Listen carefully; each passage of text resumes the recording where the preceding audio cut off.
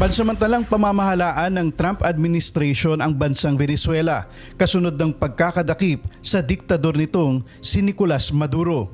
Ayon kay US President Donald Trump, nagtalaga na siya ng mga taong magsisimula ng pag-aayos sa Venezuela, lalo na ang pagbangon ng ekonomiya nito at maibalik ang kabuhayan at karapatan ng mga mamamayan doon.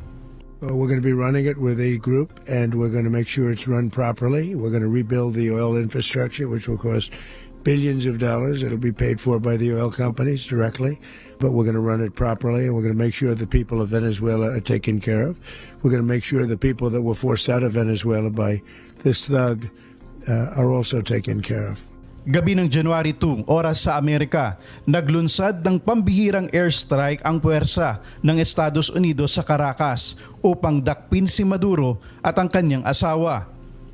Kasunod dito ay inilipad ang dalawa patungong New York upang doon idetene kung saan sila lilitisin sa kasong narco-terrorism. Inakusahan ng US si Maduro bilang nasa likod ng drug trafficking at illegal immigration sa US.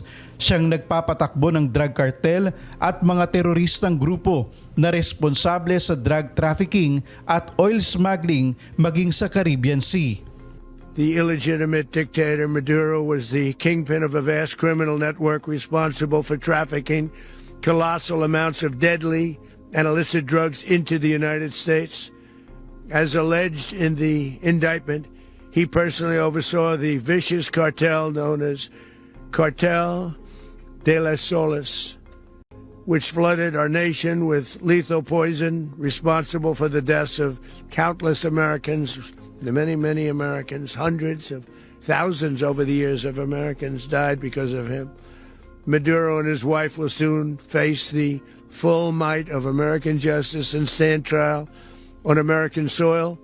Paliwanag ni US Secretary of State Marco Rubio, maraming pagkakataon na ang ibinigay kay Maduro upang sumuko, subalit nanatili itong nagmamatigas at sa halip ay nagbanta ng maraming panganib sa mamamayan ng Estados Unidos. You have a guy who decides he's going to invite Iran into his country, is going to, do the confiscation of American oil companies, is going to flood our country with gang members, is going to take Americans prisoner and try to hold them for hostage and trade them like he was able to do with the Biden administration.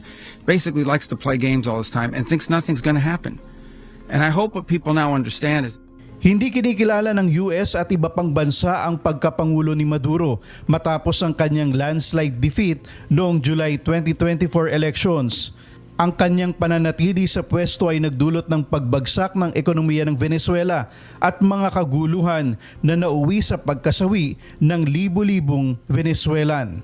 July ng nakaraang taon, nag-anunsyo ng $50 million na patong sa ulo ni Maduro ang Trump administration, kasabay ng paglunsad ng airstrike sa Caribbean Sea at pagbawi sa mga oil tanker ng Venezuela na iligal na nag-ooperate doon.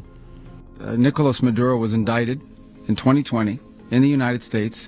He is not the legitimate president of Venezuela. That's not just us saying it. The first Trump administration, the Biden administration, the second Trump administration, none of those three recognized him. He's not recognized by the European Union and multiple countries around the world. He is a fugitive of American justice. Nicolas Maduro had multiple opportunities to avoid this. He was provided multiple very, very, very generous offers and chose instead to act like a wild man. Dave Tirao, UNTV News and Rescue. Diyos ang aming sandigan, serbisyo publiko ang aming pinahalagahan.